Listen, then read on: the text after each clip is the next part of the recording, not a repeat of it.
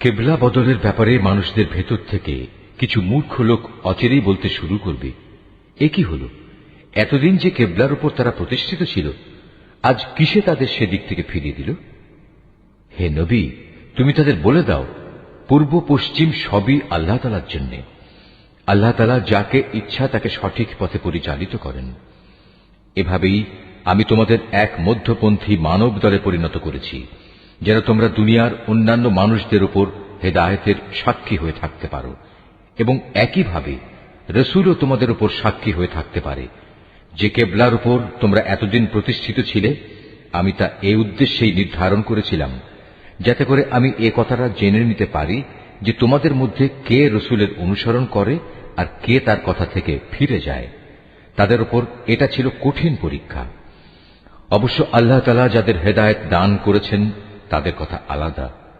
আল্লাহ তাআলা কখনো তোমাদের ঈমান বিনষ্ট করবেন না। অবশ্যই আল্লাহ তাআলা মানুষদের সাথে বড় দয়ালু ও একান্ত মেহেরবান। কেবলা পরিবর্তনের জন্য তুমি আকাশের দিকে তাকিয়ে যেভাবে আমার আদেশের অপেক্ষায় থাকতে, তা আমি অবশ্যই দেখতে পেয়েছি। তাই আমি তোমার পছন্দ মতো দিককে কেবলা বানিয়ে দিচ্ছি। এখন থেকে তোমরা এই মর্যাদা সম্পন্ন মসজিদের দিকে ফিরে নামাজ আদায় করতে থাকবে। তোমরা যেখানেই থাকো না কেন, তোমাদের মুখমণ্ডল সেদিকে ফিরিয়ে দেবে। এসব লোক যাদের কাছে আগেই কিতাব নাজিল করা হয়েছিল, তারা ভালো করেই জানো এ ব্যাপারটা তোমার মালিকের পক্ষ থেকে আসা সম্পূর্ণ একটি সত্য ঘটনা। এ সত্ত্বেও তারা যে আচরণ করে যাচ্ছে, আল্লাহ তাআলা তা থেকে মোটেই অনবহিত নন। যাদের ইতিপূর্বে কিতাব দান করা হয়েছে, তাদের সামনে যদি তুমি দুনিয়ার সব কয়টি প্রমাণও এনে হাজির করো, তারপরেও এরা তোমার কেবলার অনুসরণ করবে না, আর এরপর তুমিও তাদের কেবলার অনুসরণকারী হতে পারো না। তাছাড়া এদের এক দলও তো আরেক দলের কেবলার অনুসরণ করে না। আমার পক্ষ থেকে এই জ্ঞান তোমাদের কাছে পৌঁছার পর তুমি যদি তাদের ইচ্ছা আকাঙ্ক্ষার অনুসরণ করো, তাহলে অবশ্যই তুমি জালেমদের দলে শামিল হয়ে যাবে। যাদের আমি কিতাব দান করেছি, এরা তাকে এত ভালো করে চেনে যেমনি এরা চেনে আপন ছেলেদের। এদের একদল সত্য গোপন করার চেষ্টা করছে, অথচ এরা তো সবকিছুই জানে। হে নবী, তুমি তাদের বলো, তোমার মালিকের পক্ষ থেকে এ হচ্ছে একমাত্র সত্য। সুতরাং কোন অবস্থায় তোমরা সন্দেহ পোষণকারীদের দলে শামিল হও না। প্রত্যেক জাতির জন্য ইবাদতের একটা দিক নির্দিষ্ট থাকে, যেদিকে সে জাতি মুখ করে দাঁড়ায়।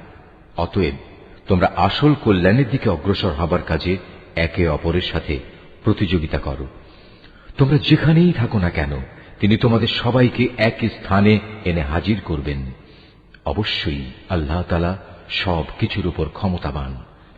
তুমি যে কোনো স্থান থেকেই বেরিয়ে আসো না কেন, নামাজের জন্য মসজিদে হারামের দিকে মুখ ফেরাও, কেননা এটাই হচ্ছে আল্লাহ তাআলার কাছ থেকে কেবলা সংক্রান্ত সঠিক সিদ্ধান্ত। আর আল্লাহ তাআলা তোমাদের কার্যাবলী সম্পর্কে মোটেই উদাসীন নন। হে নবী, যেদিক থেকেই তুমি বেরিয়ে আসবে নামাজের জন্য, সেখান থেকেই মসজিদে হারামের দিকে মুখ ফিরিয়ে দাঁড়িয়ে যেও। এ সময় যেখানেই তুমি থাকো না কেন, সে কাবার দিকে মুখ ফিরিয়ে নেবে। তাহলে প্রতিপক্ষের লোকদের কাছে তোমাদের বিরুদ্ধে খাড়া করানোর মতো কোনো যুক্তি অবশিষ্ট থাকবে না। তাদের মধ্য থেকে যারা বাড়াবাড়ি করে, তাদের কথা অবশ্য আলাদা। তোমরা এসব ব্যক্তিদের ভয় করো না, তোমরা বরং ভয় করো আমাকে, যাতে করে আমি তোমাদের উপর আমার নিয়ামত পূর্ণ করে দিতে পারি। এর ফলে তোমরাও সঠিক পথের সন্ধান পেতে পারো। এই সঠিক পথের সন্ধান দেওয়ার জন্যই আমি এভাবে তোমাদের কাছে, তোমাদের মাঝ থেকেই একজনকে রসুল করে পাঠিয়েছি, যে ব্যক্তি প্রথমত তোমাদের কাছে আমার আয়াত পড়ে শোনাবে, দ্বিতীয়ত সে তোমাদের জীবন পরিশুদ্ধ করে দেবে, এবং তৃতীয়ত সে তোমাদের আমার কিতাব ও তার অন্তর্নিহিত জ্ঞান শিক্ষা দেবে। সর্বোপরি সে তোমাদের এমন বিষয়সমূহের জ্ঞান দান করবে যা তোমরা কখনো জানতে না। অতএব এসব অনুগ্রহের জন্য তোমরা আমাকেই স্মরণ করো, তাহলে আমিও তোমাদের স্মরণ করব। তোমরা আমার কৃতজ্ঞতা আদায় করো এবং কখনো তোমরা আমার অকৃতজ্ঞ হইও না। হে মানুষ, তোমরা যারা ঈমান এনেছ, পরম ধৈর্য ও খালেস নামাজের মাধ্যমে তোমরা আমার কাছে সাহায্য প্রার্থনা করো। অবশ্যই আল্লাহ তাআলা ধৈর্যশীল মানুষদের সাথে আছেন। যারা আল্লাহ তাআলার পথে নিহত হয়েছে তাদের তোমরা কখনো মৃত বলো না, বরং তারাই হচ্ছে আসল জীবিত মানুষ। কিন্তু এই বিষয়টির কিছুই তোমরা জানো না। আমি অবশ্যই ঈমানের দাবিতে তোমাদের পরীক্ষা করব, কখনো ভয় ভীতি, কখনো ক্ষুধা অনাহার, কখনো তোমাদের জান মাল ও ফসল আদির ক্ষতি সাধন করে তোমাদের পরীক্ষা করা হবে। যারা ধৈর্যের সাথে এর মোকাবেলা করে, তুমি সেই ধৈর্যশীলদের আমার নিয়ামতের সুসংবাদ দান করো। যখনই তাদের সামনে কোনো পরীক্ষা এসে হাজির হয়, তখনই তারা বলে, আমরা তো আল্লাহর জন্যেই, আমাদের তো একদিন আল্লাহর কাছেই ফিরে যেতে হবে। বস্তুত এরা হচ্ছে সেসব ব্যক্তি যাদের উপর রয়েছে তাদের মালিকের পক্ষ থেকে অগণিত রহমত ও অপার করুণা, আর এরাই সঠিক পথ প্রাপ্ত। অবশ্যই সাফা এবং মারওয়া পাহাড় দুটো হচ্ছে আল্লাহ তাআলার নিদর্শনসমূহের অন্যতম। অতএব যদি তোমাদের মধ্যে কোনো লোক হজ কিংবা উমরা আদায় করার ইরাদা করে, তার জন্য এই উভয় পাহাড়ের মাঝে তাওয়াফ করাতে দোষের কিছু নেই। কেননা যদি কোনো ব্যক্তি অন্তরের নিষ্ঠার সাথে কোনো ভালো কাজ করে, তাহলে তারা যেন জেনে রাখে, নিঃসন্দেহে আল্লাহ তাআলা কৃতজ্ঞতাপরায়ণ ও প্রভূত জ্ঞানের অধিকারী। মানুষের জন্য যেসব বিধান আমি আমার কিতাবে বর্ণনা করে দিয়েছি, তারপর যারা আমার নাজিল করা সেসব সুস্পষ্ট নিদর্শন সমূহ ও পরিষ্কার পথ নির্দেশ গোপন করে, এরাই হচ্ছে সেসব লোক যাদের উপর আল্লাহ তাআলা অভিসম্পাত করেন। অভিশাপ বর্ষণ করে অন্যান্য অভিশাপকারীরাও, তবে তারা এ কাজ থেকে ফিরে আসবে এবং নিজেদের সংশোধন করে নেবে। খোলাখুলিভাবে তারা সেসব সত্য কথা প্রকাশ করবে যা এতদিন আহলে কিতাবরা গোপন করে আসছিল। এরাই হবে সেসব লোক যাদের উপর আমি দয়া পরবশ হব। আমি পরম ক্ষমাকারী, দয়ালু। যারা কুফরি করেছে এবং এই কাফের অবস্থায় মৃত্যুবরণ করেছে, তাদের উপর আল্লাহর অভিশাপ, ফেরেশতাদের অভিশাপ, সর্বোপরি অভিশাপ সমগ্র মানবকুলের। এই অভিশপ্ত অবস্থা নিয়েই এরা সেখানে চিরদিন থাকবে। শাস্তির মাত্রা এদের উপর থেকে বিন্দু মাত্র কম করা হবে না, তাদের কোন রকম অবকাশও দেয়া হবে না। তোমাদের মাবুদ হচ্ছেন একজন, তিনি ছাড়া দ্বিতীয় কোনো মাবুদ নেই। তিনি দয়ালু, তিনি মেহেরবান। নিঃসন্দেহে আসমান জমিনের সৃষ্টির মাঝে, রাত দিনের এই আবর্তনের মাঝে, মহাসাগরে ভাসমান জাহাজসমূহে যা মানুষের জন্য কল্যাণকর দ্রব্য সামগ্রী নিয়ে ঘুরে বেড়ায়, এর সব কয়টিতে আল্লাহ তাআলার নিদর্শন মজুদ রয়েছে। আরো আছে আল্লাহ তাআলা আকাশ থেকে বৃষ্টি আকারে যা কিছু নাজিল করেন সেই বৃষ্টির পানির মাঝে। ভূমির নির্জীব হওয়ার পর তিনি এ পানি দ্বারা তাতে নতুন জীবন দান করেন। অতঃপর এই ভূখণ্ডে সব ধরনের প্রাণীর তিনি আবির্ভাব ঘটান। অবশ্যই বাতাসের প্রবাহ সৃষ্টি করার মাঝে এবং সে মেঘমালা যা আসমান জমিনের মাঝে বশীভূত করে রাখা হয়েছে, তার মাঝে সুস্থ বিবেকবান সম্প্রদায়ের জন্য নিদর্শন রয়েছে। মানুষদের মাঝে কিছু সংখ্যক এমনও রয়েছে যে আল্লাহর বদলে অন্য কিছুকে তাঁর সমকক্ষ মনে করে। তারা তাদের তেমনি ভালোবাসে যেমনটি শুধু আল্লাহ তাআলাকেই তাদের ভালোবাসা উচিত। আর যারা সত্যিকার অর্থে আল্লাহ তাআলার উপর ঈমান আনে, তারা তো তাকেই সর্বাধিক পরিমাণে ভালোবাসবে। যারা আল্লাহর আনুগত্য না করে বাড়াবাড়ি করছে, তারা যদি আযাব স্বচক্ষে দেখতে পেত, তাহলে এরা বুঝতে পারত আসমান জমিনের সমুদয় শক্তি একমাত্র আল্লাহর জন্যই। শাস্তি দেওয়ার ব্যাপারে তিনি অত্যন্ত কঠোর। সেদিন ভয়াবহ শাস্তি দেখে হতভাগ্য লোকেরা দুনিয়ায় যাদের তারা মেনে চলত, তাদের অনুসারীদের সাথে সম্পর্ক ছেদের কথা বলবে, আমরা তো এদের চিনিই না। এদের উভয়ের মধ্যেকার ভঙ্গুর সব সম্পর্ক সেদিন ছিন্ন বিচ্ছিন্ন হয়ে যাবে। এ হতাশাগ্রস্ত অনুসারীরা সেদিন বলবে, আবার যদি একবার আমাদের জন্য পৃথিবীতে ফিরে যাবার সুযোগ থাকত, তাহলে আজ যেমনি করে তারা আমাদের সাথে সম্পর্ক ছেদ করেছে, আমরা সেখানে গিয়ে তাদের সাথে যাবতীয় সম্পর্ক ছেদ করে আসতাম। এভাবেই আল্লাহ তাআলা তাদের সমগ্র জীবনের কর্মকাণ্ডগুলো তাদের সামনে একরাশ লজ্জা ও আক্ষেপ হিসেবে তুলে ধরবেন। তাদের জন্য যে জাহান্নাম নির্ধারিত হয়ে আছে, এরা কখনো সেই জাহান্নাম থেকে বেরিয়ে আসতে পারবে না। হে মানুষ, তোমরা আল্লাহর জমিনে যা কিছু হালাল ও পবিত্র জিনিস আছে তা খাও, এবং হালাল হারামের ব্যাপারে শয়তানের পদাঙ্ক অনুসরণ করো না। কেননা সে হচ্ছে তোমাদের খোলাখুলি দুশমন। শয়তানের কাজ হচ্ছে সে তোমাদের সব সময় পাপ ও অশ্লীল কাজের আদেশ দেয়, যাতে করে আল্লাহ তাআলার নামে তোমরা এমন সব কথা বলতে শুরু করো যা সম্পর্কে তোমরা কিছুই জানো না। তাদের যখন বলা হয় আল্লাহ তাআলা যা কিছু নাজিল করেছেন তোমরা তা মেনে চলো, তারা বলে আমরা তো শুধু সে পথেরই অনুসরণ করব যে পথের উপর আমরা আমাদের বাপ দাদাদের পেয়েছি। তাদের বাপ দাদারা যদি এ ব্যাপারে কোনো জ্ঞান বুদ্ধির পরিচয় নাও দিয়ে থাকে, কিংবা তারা যদি হেদায়েত নাও পেয়ে থাকে, তবু কি তারা তাদের অনুসরণ করবে? এভাবে যারা হেদায়েত অস্বীকার করে তাদের উদাহরণ হচ্ছে এমন কিছুর মতো যে তার পালের আরেকটি জন্তুকে যখন ডাক দেয় তখন পেছনের সেই পশুটি তার চিৎকার ও কান্নার আওয়াজ ছাড়া আর কিছু শুনতে পায় না। মূলত এরা কানেও শোনে না, কথাও বলতে পারে না, চোখেও দেখে না। এ কারণে হেদায়েতের কথাও এরা বুঝে না। হে মানুষ, তোমরা যারা ঈমান এনেছ, আমি যেসব পাক পবিত্র জিনিস তোমাদের দান করেছি নিঃসংকোচে তা তোমরা খাও এবং এই নিয়ামতের জন্য আল্লাহ তাআলার শুকর আদায় করো। অবশ্য যদি তোমরা হালাল হারামের ব্যাপারে একান্তভাবে শুধু তাঁরই দাসত্ব করো। অবশ্যই তিনি মৃত জন্তুর গোশত, সব ধরনের রক্ত ও শূকরের গোশত হারাম ঘোষণা করেছেন এবং এমন সব জন্তু হারাম করেছেন যা আল্লাহ তাআলা ছাড়া অন্য কারো নামে জবাই কিংবা উৎসর্গ করা হয়েছে। তবে সে ব্যক্তির কথা আলাদা যাকে এজন্য বাধ্য করা হয়েছে।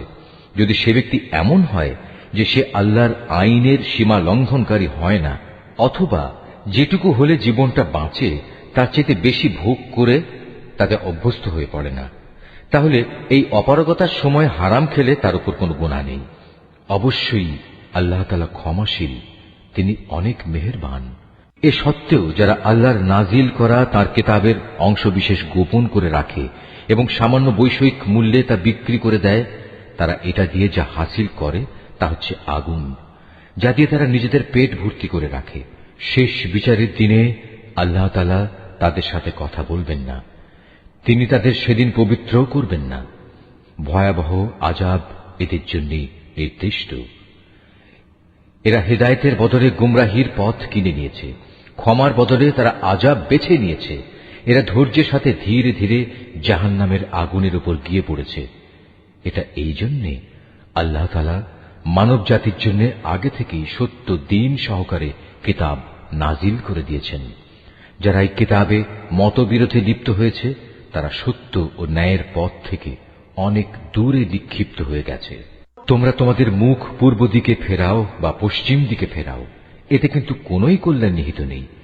আসল নেকি হচ্ছে একজন মানুষ আল্লাহর উপর ঈমান আনবে, পরকালের উপর ঈমান আনবে, ঈমান আনবে ফেরেশতাদের উপর, আল্লাহর কিতাবের উপর, কিতাবের বাহক নবী রাসূলদের উপর, এবং আল্লাহর দেয়া মাল সম্পদ তাঁরই ভালোবাসা পাবার মানুষে আত্মীয় স্বজন, এতিম মিসকিন ও পথিক মুসাফিরের জন্য ব্যয় করবে।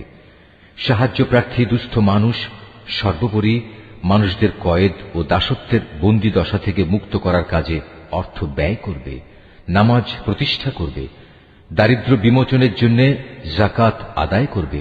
তাছাড়াও রয়েছে সেসব পুণ্যবান মানুষ যারা প্রতিশ্রুতি দিলে তা পালন করে, ক্ষুধা দারিদ্র্যের সময় ও দুর্দিনে ধৈর্য ধারণ করে।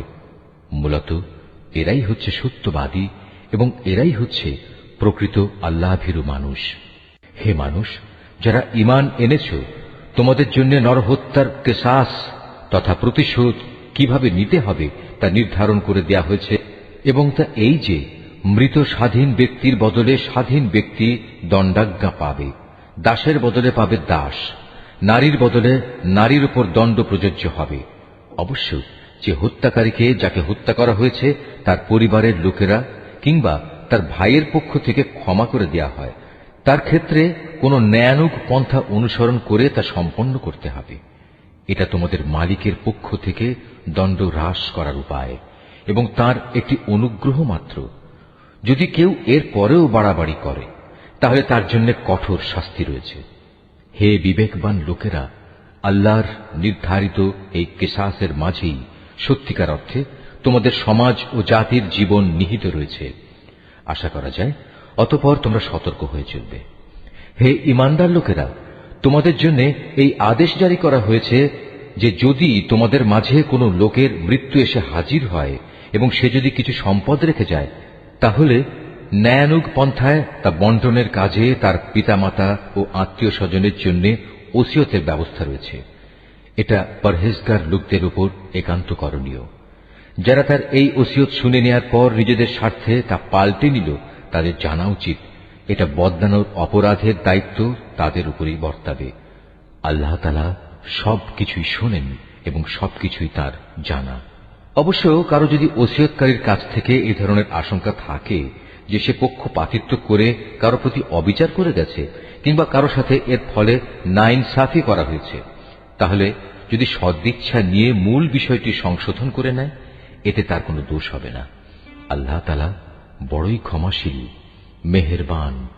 হে মানুষ, তোমরা যারা ঈমান এনেছ, তোমাদের উপর রোজা ফরজ করে দেয়া হয়েছে, যেমনি করে ফরজ করা হয়েছিল তোমাদের পূর্ববর্তী লোকদের উপর, যেন তোমরা এর মাধ্যমে আল্লাহকে ভয় করতে পারো। রোজা ফরজ করা হয়েছে কয়েকটি নির্দিষ্ট দিনের জন্য। তারপরেও কেউ যদি সে দিনগুলোতে অসুস্থ হয়ে যায় কিংবা কেউ যদি তখন সফরে থাকে, সে ব্যক্তি সমপরিমাণ দিনের রোজা সুস্থ হয়ে গেলে অথবা সফর থেকে ফিরে এসে আদায় করে নেবে। এর পরেও যাদের উপর রোজা একান্ত কষ্টকর হবে, তাদের জন্য এর বিনিময়ে ফেদিয়া থাকবে, এবং তা হচ্ছে একজন গরিব ব্যক্তিকে তৃপ্তি ভরে খাবার দেয়া। অবশ্য যদি কোনো ব্যক্তি এর চাইতে বেশি দিয়ে ভালো কাজ করতে চায়, তাহলে এ অতিরিক্ত কাজ তার জন্য হবে একান্ত কল্যাণকর। তবে এ সময় তোমরা যদি রোজা রাখতে পারো, তাই তোমাদের জন্য ভালো। তোমরা যদি রোজার উপকারিতা সম্পর্কে জানতে যে এতেই কল্যাণ রয়েছে। রোজার মাস এমন একটি মাস যাতে কোরআন নাজিল করা হয়েছে, আর এই কোরআন হচ্ছে মানব জাতির জন্য পথের দিশা, সৎ পথের সুস্পষ্ট নিদর্শন, মানুষদের জন্য হক বাতিলের পার্থক্যকারী।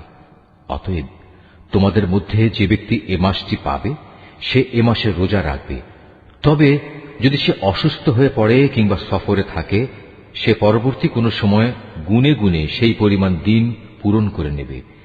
এ সুযোগ দিয়ে আল্লাহ তাআলা তোমাদের জীবন আসান করে দিতে চান। আল্লাহ তাআলা কখনোই তোমাদের জীবন কঠোর করে দিতে চান না। আল্লাহর উদ্দেশ্য হচ্ছে তোমরা যেন গুনে গুনে রোজার সংখ্যাগুলো পূরণ করতে পারো।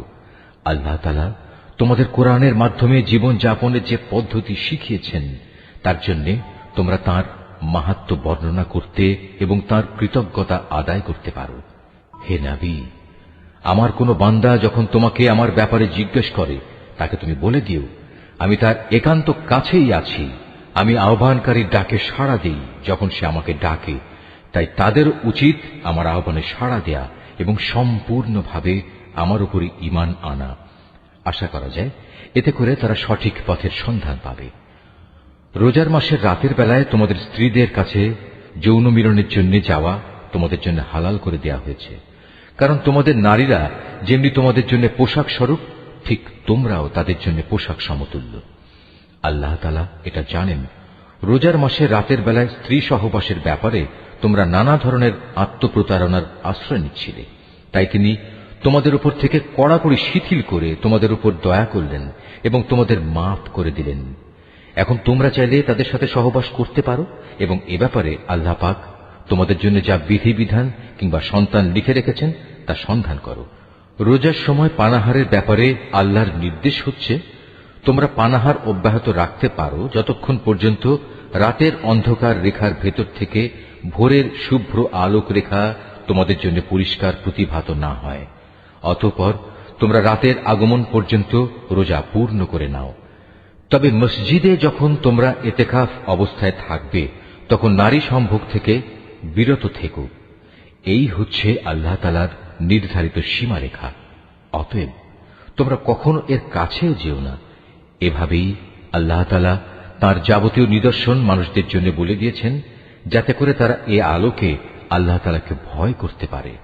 তোমরা একে অন্যের অর্থ সম্পদ অন্যায় অবৈধভাবে আত্মসাৎ করো না। আবার জেনে বুঝে অন্যায়ভাবে অন্যের সম্পদ ভোগ করার জন্য এর একাংশ বিচারকদের সামনে ঘুষ কিংবা উপঢৌকন হিসেবেও পেশ করো না। হে নবী, তারা তোমাকে নতুন চাঁদগুলো ও তাদের বাড়া কমা সম্পর্কে জিজ্ঞেস করবে। তুমি তাদের বলে দাও, মূলত এগুলো হচ্ছে মানব জাতির জন্য একটি স্থায়ী সময় নির্ঘণ্ট, যার মাধ্যমে মানুষরা দিন তারিখ সম্পর্কে জানতে পারে। তাছাড়া এর মাধ্যমে লোকেরা হজের সময়সূচিও জেনে নিতে পারে। এহরাম বাঁধার পর পেছন দরজা দিয়ে ঘরে প্রবেশ করার মাঝে কোনো সওয়াব নেই। আসল নেকি হচ্ছে কে আল্লাহ তাআলাকে ভয় করল তা দেখা। এখন থেকে ঘরে ঢোকার সময় সামনের দুয়ার দিয়েই তোমরা আসা যাওয়া করো। তোমরা একমাত্র আল্লাহ তাআলাকে ভয় করবে। তোমরা আল্লাহ তাআলার পথে সেসব লোকের সাথে লড়াই করো যারা তোমাদের সাথে লড়াই করে, কিন্তু কোনো অবস্থায় সীমা লঙ্ঘন করো না, কারণ আল্লাহ তাআলা কখনো সীমা লঙ্ঘনকারীদের পছন্দ করেন না। যেখানেই তোমরা তাদের পাও সেখানেই তোমরা তাদের হত্যা করো। যেসব স্থান থেকে তারা তোমাদের বহিষ্কার করে দিয়েছে, তোমরাও তাদের সেসব স্থান থেকে বের করে দাও। জেনে রেখো, ফিতনা, ফাসাদ, দাঙ্গা হাঙ্গামা, নরহত্যার চাইতেও বড় অপরাধ। তোমরা কাবা ঘরের পাশে কখনো তাদের সাথে যুদ্ধে লিপ্ত হও না, যতক্ষণ পর্যন্ত তারা সেখানে তোমাদের আক্রমণ না করে। তারা যদি তোমাদের সাথে যুদ্ধ করে, তাহলে তোমরাও তাদের সাথে যুদ্ধ করো। এভাবেই কাফেরদের শাস্তি দেয়া হয়। তবে তারা যদি যুদ্ধ বিগ্রহ থেকে ফিরে আসে, তাহলে মনে রেখো, আল্লাহ তাআলা বড়ই ক্ষমাশীল ও দয়ার আধার। তোমরা তাদের সাথে লড়াই করতে থাকো যতক্ষণ না জমিন থেকে ফিতনা নির্মূল হয়ে যায় এবং আল্লাহর জমিনে আল্লাহর দেয়া জীবন ব্যবস্থা পূর্ণাঙ্গভাবে আল্লাহর জন্য নির্দিষ্ট হয়ে যায়। যদি তারা যুদ্ধ থেকে ফিরে আসে, তবে তাদের সাথে আর কোনো বাড়াবাড়ি নয়। তবে হ্যাঁ, যারা নিজেরাই জালেম তাদের উপর এটা প্রযোজ্য নয়। একটি সম্মানিত মাসের বদলেই একটি সম্মানিত মাস আশা করা যাবে। প্রয়োজনে এ সম্মানিত মাস সমূহেও প্রতিশোধ ব্যবস্থা বৈধ হবে। এ সময়ে যদি কেউ তোমাদের উপর হস্ত প্রসারিত করে, তাহলে তোমরাও তাদের উপর তেমনি হস্ত প্রসারিত করে জবাব দাও। তবে সর্বদাই আল্লাহকে ভয় করতে থাকো। মনে রেখো, যারা অপরাধ থেকে বেঁচে থাকে, আল্লাহ তাআলা তাদের সাথে রয়েছেন। আল্লাহর পথে অর্থ সম্পদ ব্যয় করো। অর্থ সম্পদ আঁকড়ে ধরে নিজেদের হাতেই নিজেদের ধ্বংসের অতলে নিক্ষেপ করো না, এবং তোমরা অন্য মানুষদের সাথে দয়া অনুগ্রহ করো। নিশ্চয়ই আল্লাহ তাআলা অনুগ্রহকারী ব্যক্তিদের ভালোবাসেন। আল্লাহ তাআলা সন্তুষ্টির জন্য হজ ও ওমরা সম্পন্ন করো। পথে যদি তোমাদের কোথাও বাধা দেয়া হয়, তাহলে সে স্থানে কোরবানির জন্য যা কিছু সহজভাবে হাতের কাছে পাওয়া যায় তা দিয়েই কোরবানি আদায় করে নাও। তবে কোরবানির পশু তার নির্দিষ্ট গন্তব্যস্থলে পৌঁছার আগ পর্যন্ত তোমরা তোমাদের মাথা মুন্ডন করো না। যদি তোমাদের মধ্যে কোনো ব্যক্তি অসুস্থ হয়ে পড়ে, অথবা যদি তার মাথায় কোনো রোগ থাকে যে কারণে আগেই তার মাথা মুন্ডন করা প্রয়োজন হয়ে পড়ে, তাহলে সে যেন এর বিনিময়ে ফিদিয়া আদায় করে, এবং তা হচ্ছে কিছু রোজা রাখা, অথবা অর্থ দান করা, কিংবা কোরবানি আদায় করা। অতঃপর তোমরা যখন নিরাপদ হয়ে যাবে, তখন তোমাদের কেউ যদি একসাথে হজ ও ওমরা আদায় করতে চায়, তার উচিত তার সাধ্য অনুযায়ী কোরবানি আদায় করা। যদি কোরবানি করার মতো কোনো পশু সে না পায়, তাহলে সে যেন হজের সময়কালে 3টি এবং তোমরা যখন বাড়ি ফিরে আসবে তখন 7টি, সর্বমোট পূর্ণ 10টি রোজা রাখে। এই সুবিধাটুকু শুধু তাদের জন্য যাদের পরিবার পরিজন আল্লাহর ঘরের আশেপাশে বর্তমান নেই। তোমরা আল্লাহকেই ভয় করো। জেনে রাখো, আল্লাহ তাআলা কঠোর আযাব প্রদানকারী বটে। হজের মাসসমূহ একান্ত সুপরিচিত। সে সময়গুলোর মধ্যে যে ব্যক্তি হজ আদায় করার মনস্থ করবে, সে যেন জেনে রাখে, হজের ভেতর কোনো যৌন সম্ভোগ নেই, নেই কোনো অশ্লীল গালিগালাজ বা ঝগড়াঝাটি। আর যত ভালো কাজই তোমরা করো, আল্লাহ তাআলা অবশ্যই তা জানেন। হজের নিয়ত করলে এর জন্য তোমরা পাথেয় জোগাড় করে নেবে, যদিও আল্লাহর ভয়টাই হচ্ছে মানুষের সর্বোৎকৃষ্ট পাথেয়। অতএব হে বুদ্ধিমান মানুষরা, তোমরা আমাকেই ভয় করো। হজের এ সময়গুলোতে যদি তোমরা আল্লাহর অনুগ্রহ তালাশ করতে গিয়ে কোনো অর্থনৈতিক ফায়দা হাসিল করতে চাও, তাতে তোমাদের কোনোই দোষ নেই। অতঃপর তোমরা যখন আরাফাতের ময়দান থেকে ফিরে আসবে, তখন মুজদালিফায় মাশআরে হারামের কাছে এসে আল্লাহকে স্মরণ করবে, ঠিক যেমনি করে আল্লাহ তাআলা তোমাদের তাঁকে ডাকার পথ বলে দিয়েছেন, তেমনি করে তাঁকে স্মরণ করবে। ইতিপূর্বে তোমরা আসলেই পথভ্রষ্টদের দলে শামিল ছিলে। তারপর তোমরা সে স্থান থেকে ফিরে এসো যেখান থেকে অন্য হজ পালনকারী ব্যক্তিরা ফিরে আসে, নিজেদের ভুল ভ্রান্তির জন্য আল্লাহ তাআলার কাছে ক্ষমা প্রার্থনা করো। নিঃসন্দেহে আল্লাহ তাআলা গুনাহ খাতা মাফ করে দেন, তিনি বড়ই দয়ালু। যখন তোমরা তোমাদের হজের যাবতীয় আনুষ্ঠানিকতা শেষ করে নেবে, তখন এখানে বসে আগের দিনে যেভাবে তোমরা তোমাদের পূর্বপুরুষদের গৌরবের কথা স্মরণ করতে, তেমনি করে বরং তার চেয়ে বেশি পরিমাণে এখন আল্লাহকে স্মরণ করো। মানুষদের ভেতর থেকে একদল লোক বলে, হে আমাদের মালিক, সব ভালো জিনিস তুমি আমাদের এই দুনিয়াতেই দিয়ে দাও।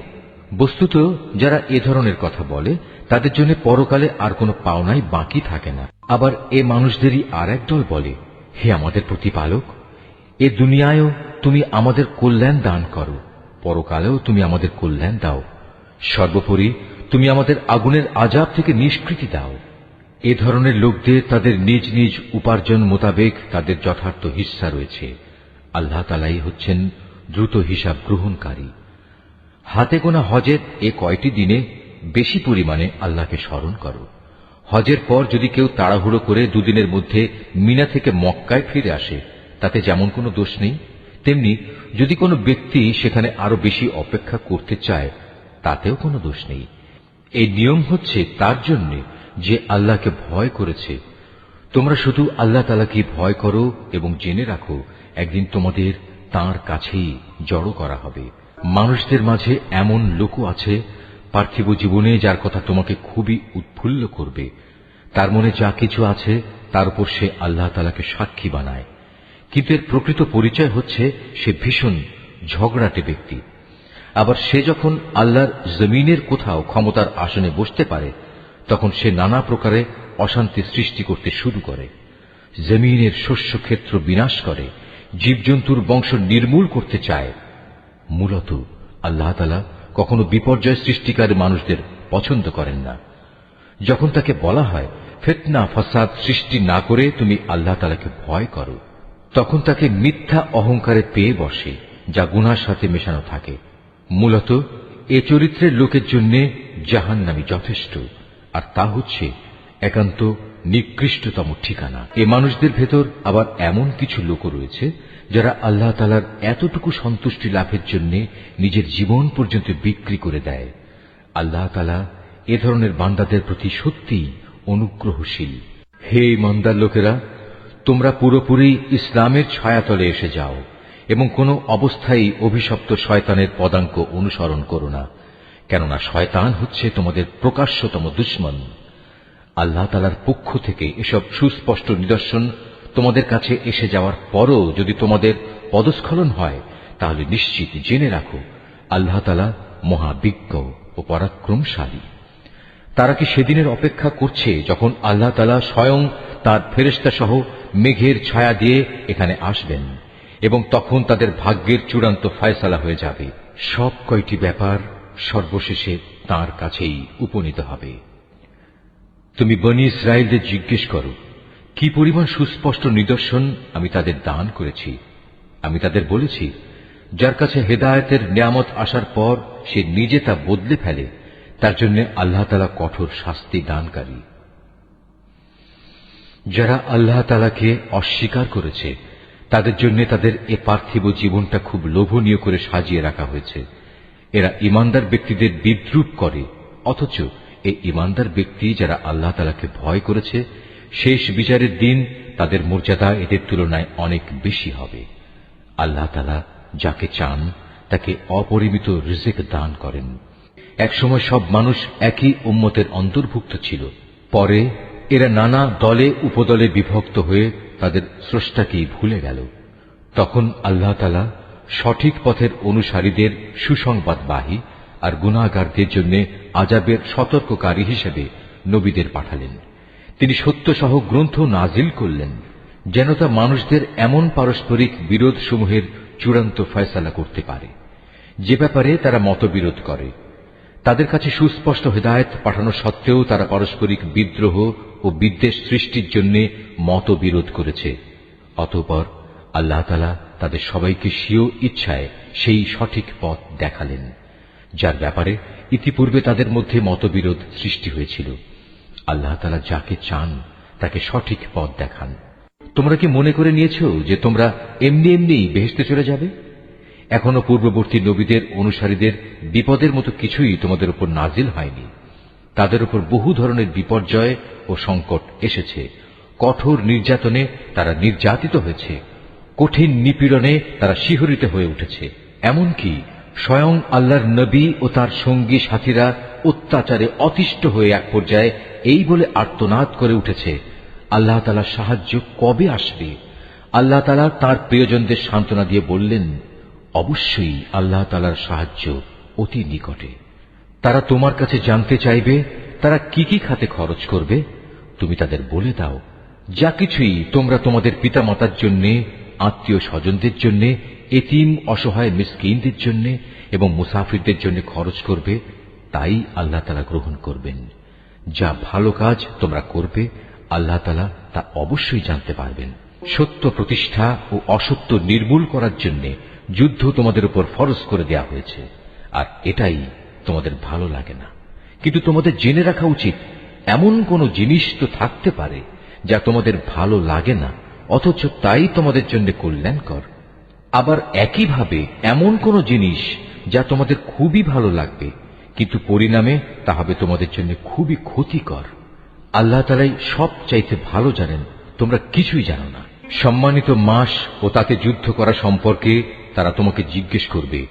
তুমি তাদের বলে দাও, এই মাসে যুদ্ধ বিগ্রহ করা অনেক বড় গুনার কথা, কিন্তু আল্লাহর কাছে এর চাইতে বড় গুনাহ হচ্ছে আল্লাহর পথ থেকে মানুষদের ফিরিয়ে রাখা, আল্লাহকে অস্বীকার করা, খানায় কাবার দিকে যাওয়ার পথ রোধ করা ও সেখানকার অধিবাসীদের সেখান থেকে বের করে দেয়া। আর আল্লাহ দ্রোহিতার ফিতনা, ফাসাদ, হত্যাকাণ্ডের চাইতেও অনেক বড় অন্যায়। এ কারণেই এরা তোমাদের সাথে এ মাসসমূহে লড়াই বন্ধ করে দেবে বলে তুমি ভেবো না। তারা তো পারলে বরং তোমাদের সবাইকে তোমাদের ইসলামী জীবন বিধান থেকেও ফিরিয়ে নিতে চাইবে। যদি তোমাদের কোনো ব্যক্তি তার দিন থেকে ফিরে যায়, অতঃপর সে মৃত্যু মুখে পতিত হয় এমন অবস্থায় যে সে সুস্পষ্ট কাফের ছিল, তাহলে তারাই হবে সে লোক যাদের যাবতীয় কর্মকাণ্ড দুনিয়া আখিরাতে বিফলে যাবে, আর এরাই হবে জাহান্নামের অধিবাসী। সেখানে তারা চিরদিন থাকবে। যারা ঈমান এনেছে, যারা হিজরত করেছে এবং আল্লাহর পথে জিহাদ করেছে, তারাই আল্লাহ তাআলার পক্ষ থেকে অনুগৃহীত হবার আশা করতে পারে। আল্লাহ তাআলা ক্ষমাশীল, অত্যন্ত দয়ালু। হে নবী, এরা তোমাকে মদ ও জুয়া সম্পর্কে জিজ্ঞেস করবে। তুমি তাদের বলে দাও, এ দুটো জিনিসের মধ্যে অনেক বড় ধরনের পাপ রয়েছে। যদিও মানুষের জন্য এর কিছু কিছু ব্যবসায়িক উপকারিতাও রয়েছে, কিন্তু এ উভয়ের ধ্বংসকারী গুনাহ তার ব্যবসায়িক উপকারিতার চাইতে অনেক বেশি। তারা তোমাকে এও জিজ্ঞেস করে তারা নেক কাজে কি কি খরচ করবে। তুমি তাদের বলো, দৈনন্দিন প্রয়োজন পূরণের পর যা অতিরিক্ত তাই। আল্লাহ তাআলা এভাবে তোমাদের জন্য তাঁর আয়াতসমূহ খুলে খুলে বলে দেন, যাতে করে তোমরা এ নিয়ে চিন্তা ভাবনা করতে পারো। এ নির্দেশ তোমাদের ইহকাল ও পরকালের কল্যাণের জন্যই। তোমাকে তারা এতিমদের ব্যাপারে জিজ্ঞেস করবে। তুমি বলো, তাদের জন্য গৃহীত সব পন্থাই উত্তম। যদি তোমরা তোমাদের ধন সম্পদ তাদের সাথে মিশিয়ে ফেলো, তাতে কোনো দোষ নেই, কারণ তারা তো তোমাদেরই ভাই। আর আল্লাহ তাআলা এটা ভালো করেই জানেন কে ন্যায়ানুগ পন্থায় আছে আর কে ফাসাদি স্বভাবের লোক।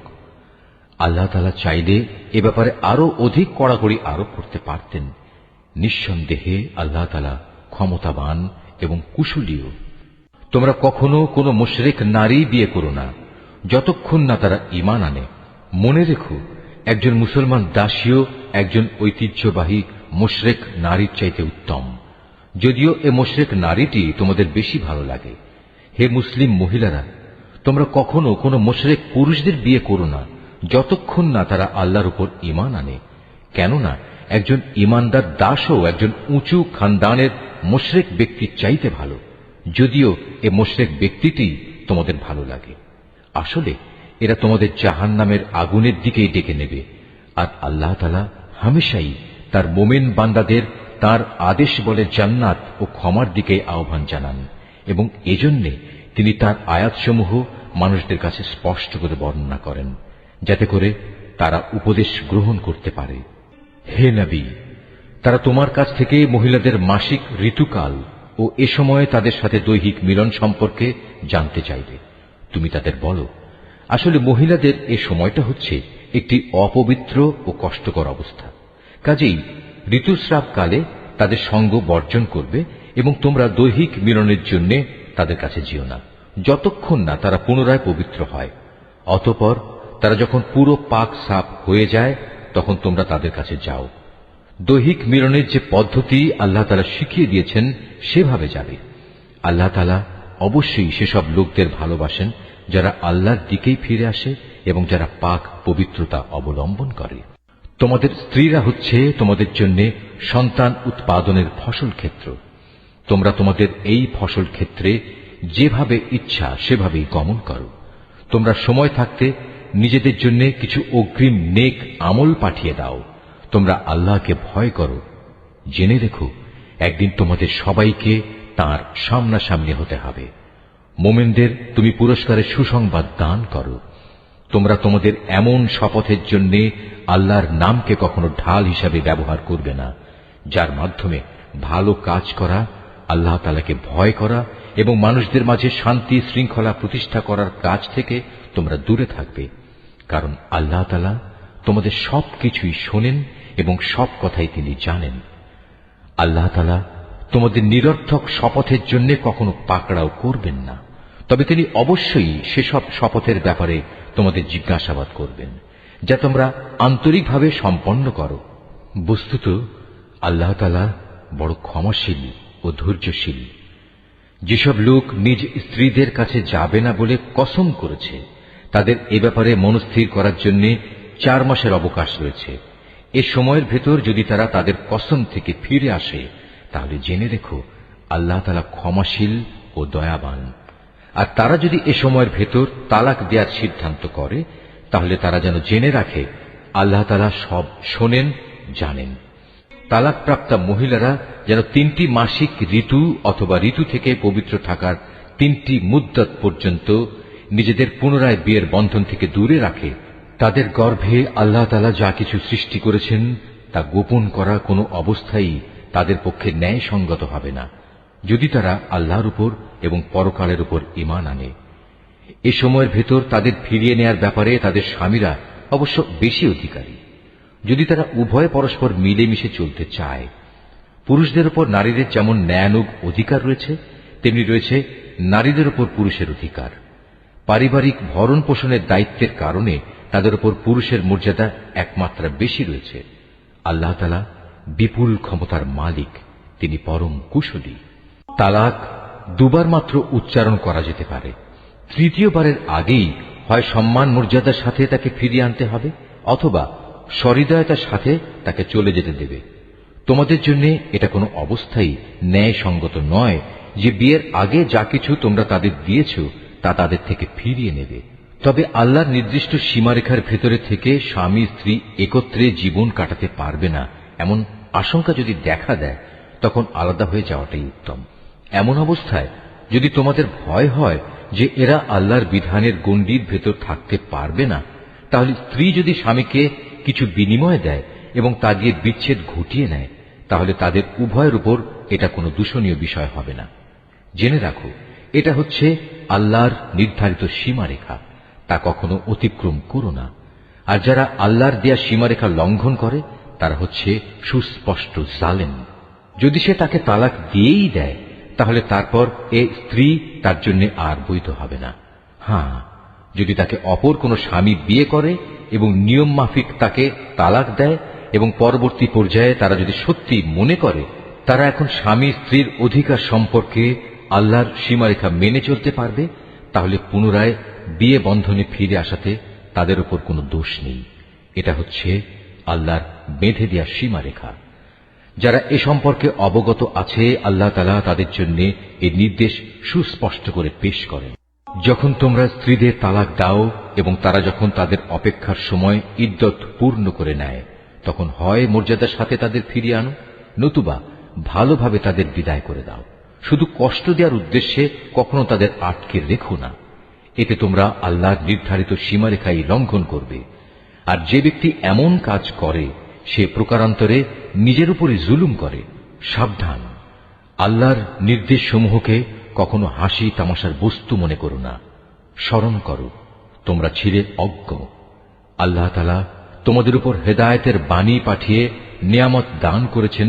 শুধু তাই নয়, তিনি তোমাদের জন্য জ্ঞান ও যুক্তিপূর্ণ কিতাব নাজিল করেছেন, যা তোমাদের দৈনন্দিন জীবনের নিয়ম কানুন বাতলে দেয়। অতএব তোমরা আল্লাহকে ভয় করো এবং জেনে রাখো তিনি তোমাদের যাবতীয় কাজকর্ম সম্পর্কে সম্পূর্ণ ওয়াকিবহাল রয়েছেন। যখন তোমরা তোমাদের স্ত্রীদের তালাক দিয়ে দাও, অতঃপর তালাক প্রাপ্ত স্ত্রীরাও তাদের নির্ধারিত অপেক্ষার সময় ইদ্যত পালন শেষ করে নেয়, তখন তোমরা তাদের পছন্দ মতো স্বামীদের সাথে বিয়ের ব্যাপারে বাধা দিও না।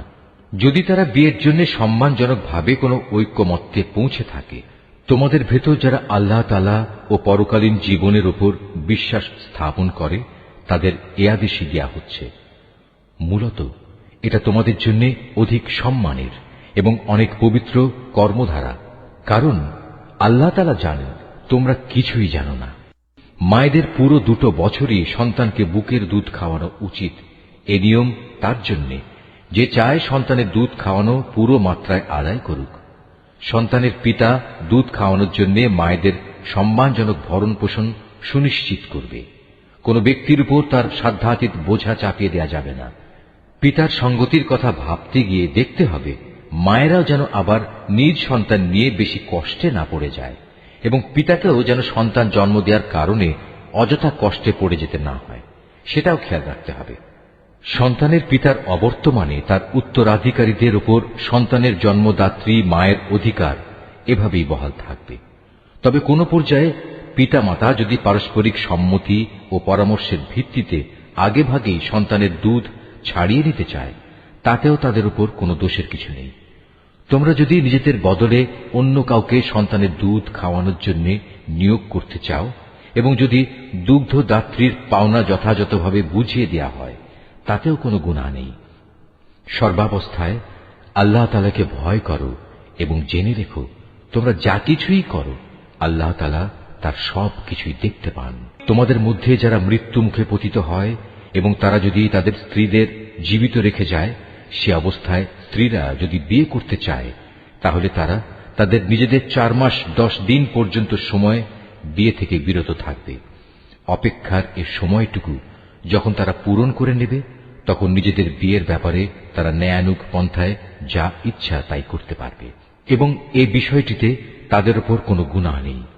মূলত তোমরা যে যাই করো না কেন আল্লাহ তাআলা সব কাজেরই খবর রাখেন।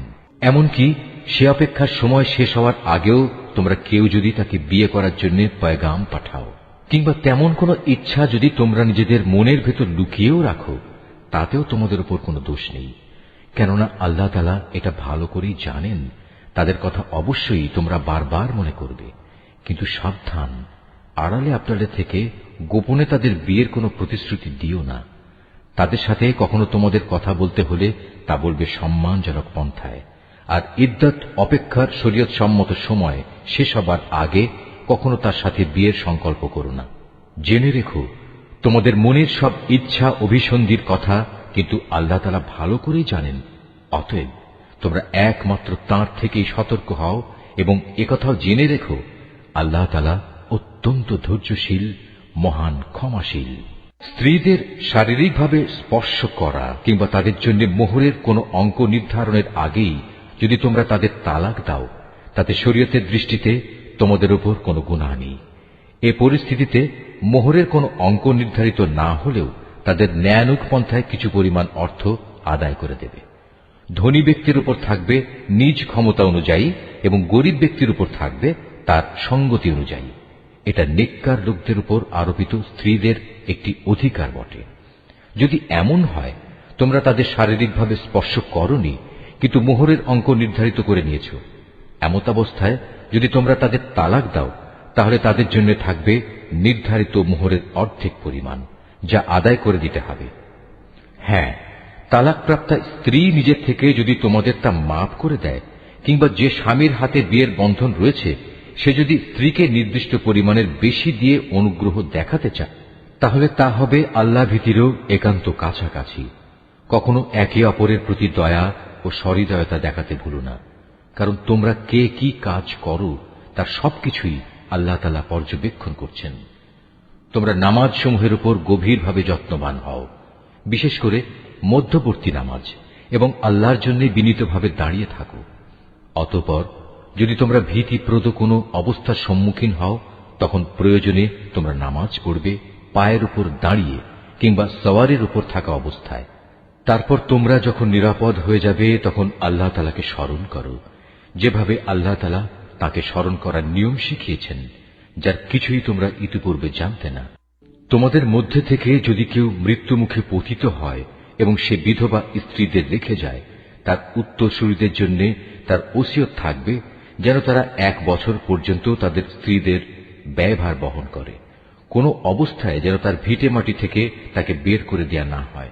এই সময় পূরণ হবার আগে যদি তারা নিজেরাই বের হয়ে যায় এবং তারা নিজেদের ব্যাপারে কোনো ভিন্ন সিদ্ধান্ত করে কোনো সম্মানজনক ব্যবস্থা করে নেয়, তাহলে এজন্যে তোমাদের উপর কোনো দোষ পড়বে না। আল্লাহ তাআলা সবার উপর শক্তিশালী, তিনি বিজ্ঞ কুশলীও। স্বামীদের উপর তালাকপ্রাপ্তা মহিলাদের জন্য ন্যায়সঙ্গত ভরণ পোষণের দায়িত্ব থাকবে। আল্লাহ তাআলাকে যারা ভয় করে, এটা তাদের উপর আরোপিত দায়িত্ব। এভাবেই আল্লাহ তাআলা তাঁর আয়াতগুলো তোমাদের জন্য সুস্পষ্ট করে বলে দিয়েছেন, যাতে করে তোমরা বুঝতে পারো। তুমি কি তাদের পরিণতি দেখোনি, যারা মৃত্যুর ভয়ে নিজেদের ভিটে মাটি ছেড়ে বেরিয়ে এসেছিল, অথচ তারা সংখ্যায় ছিল হাজার হাজার। তাদের এ কাপুরুষোচিত আচরণে রুষ্ট হয়ে আল্লাহ তাআলা তাদের বললেন, তোমরা নিপাত হয়ে যাও। অতঃপর একসময় তাদের বংশধররা সাহসিকতার সাথে জালেমের মোকাবেলা করল। আল্লাহ তাআলা তাদের পুনরায় সামাজিক ও রাজনৈতিক জীবন দান করলেন। আল্লাহ তাআলা এ ধরনের সাহসী মানুষদের উপর সর্বদাই অনুগ্রহশীল, কিন্তু মানুষদের অধিকাংশই এজন্য আল্লাহর কৃতজ্ঞতা আদায় করে না। অতএব হে মুসলমানরা, কাপুরুষতা না দেখিয়ে তোমরা আল্লাহর পথে লড়াই করো এবং একথা ভালো করে জেনে রাখো, আল্লাহ তাআলা যেমন সব শোনেন তেমনি তিনি সবকিছু জানেনও। তোমাদের মধ্যে থেকে কে এমন হবে যে আল্লাহকে উত্তম ঋণ দেবে? যে কেউই আল্লাহকে ঋণ দেবে সে যেন জেনে রাখে আল্লাহ তাআলা ঋণের সে অঙ্ক তার জন্য বহু গুণ বাড়িয়ে দেবেন। আল্লাহ তাআলা কাউকে ধনী আবার কাউকে গরিব করে দেন, আর সবশেষে তোমাদের ধনী গরিব সবাইকে তো একদিন তার কাছেই ফিরে যেতে হবে। তুমি কি বনী ইসরাইল দলের কতিপয় নেতা সম্পর্কে চিন্তা করনি, যখন তারা মূসার আগমনের পর তদানীন্তন নবীর কাছে বলেছিল, আমাদের জন্য একজন বাদশা ঠিক করে দাও, যেন তার সাথে আমরা আল্লাহর পথে লড়াই করতে পারি। আল্লাহর নবী তাদের বলল, তোমাদের অবস্থা আগের লোকদের মতো এমন হবে না তো যে আল্লাহ তাআলা তোমাদের লড়াইয়ের আদেশ দেবেন এবং তোমরা লড়াই করবে না? তারা বলল, আমরা কেন আল্লাহর পথে লড়ব না, বিশেষ করে যখন আমাদের নিজেদের বাড়ি ঘর থেকে আমাদের বের করে দেয়া হয়েছে, আমাদের ছেলে মেয়েদেরও বের করে দেয়া হয়েছে। অতঃপর যখন সত্যি সত্যি তাদের আল্লাহর পক্ষ থেকে যুদ্ধের আদেশ দেয়া হল, তখন কতিপয় সাহসী বান্দা ছাড়া তাদের অধিকাংশই ময়দান ছেড়ে পালিয়ে গেছে। আসলে আল্লাহ তাআলা জালেমদের ভালো করেই জানেন। তাদের নবী তাদের বলল, আল্লাহ তাআলা তালুতকে তোমাদের উপর বাদশা নিযুক্ত করে পাঠিয়েছেন। একথা শুনে তারা বলল, তার কি অধিকার আছে যে আমাদের উপর রাজত্ব করার? বাদশাহীর অধিকার বরং তার চাইতে আমাদেরই বেশি রয়েছে। তাছাড়া অর্থ প্রাচুর্য তো তার বেশি নেই। আল্লাহর নবী বলল, শাসন ক্ষমতার জন্য আল্লাহ তাআলা তাকেই বাছাই করেছেন এবং এ কাজের জন্য তার শারীরিক যোগ্যতা ও জ্ঞান প্রতিভা আল্লাহ তাআলা বাড়িয়ে দিয়েছেন। আসলে আল্লাহ তাআলা যাকে চান তাকেই তার রাজ ক্ষমতা দান করে থাকেন। তার ভান্ডার অনেক প্রশস্ত। আল্লাহ তাআলা যাকে চান তাকেই রাজত্ব দেন। আল্লাহ তাআলা প্রাচুর্যময় ও মহাবিজ্ঞ। তাদের নবী তাদের আরো বলল, আল্লাহ তাআলা যাকে পাঠাচ্ছেন তার বাদশাহীর অবশ্যই একটা চিহ্ন থাকবে, এবং তা হচ্ছে সে তোমাদের সামনে হারানো সিন্দুকটি এনে হাজির করবে। এতে তোমাদের জন্য আল্লাহর পক্ষ থেকে সান্ত্বনা ও প্রশান্তির বিষয় থাকবে। তাছাড়া এ অমূল্য সিন্দুকে মুসা ও হারুনের পরিবার পরিজনের কিছু রেখে যাওয়া জিনিসপত্রও থাকবে।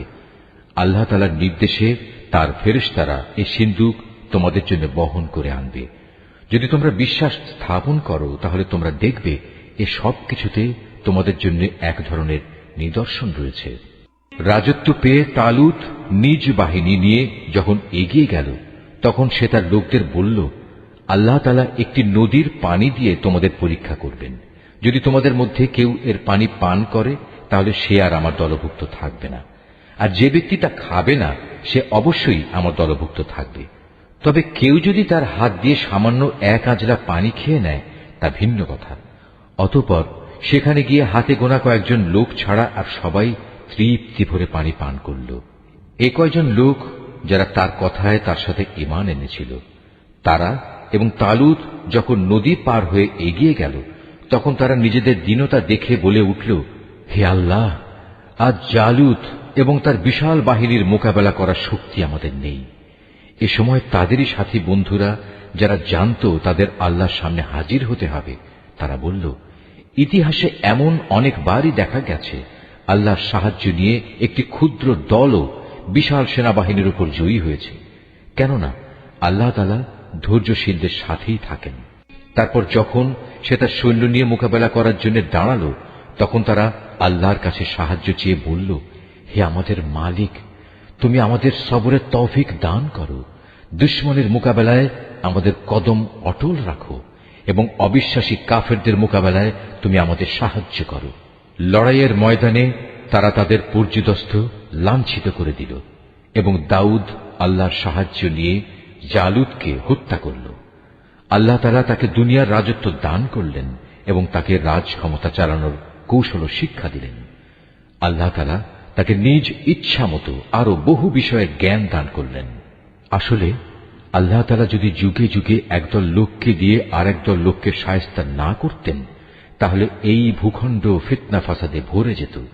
কিন্তু আল্লাহ তাআলা তা চাননি, কেননা আল্লাহ তাআলা এ সৃষ্টিকুলের উপর বড়ই অনুগ্রহশীল। এ কিতাবে বর্ণিত এসব ঘটনা হচ্ছে আল্লাহর এক একটা নিদর্শন মাত্র, যা যথাযথভাবে আমি তোমাকে শুনিয়েছি। এর কোন ঘটনাই তো তুমি জানতে না। তুমি অবশ্যই আমার পাঠানো নবী রাসূলদের একজন।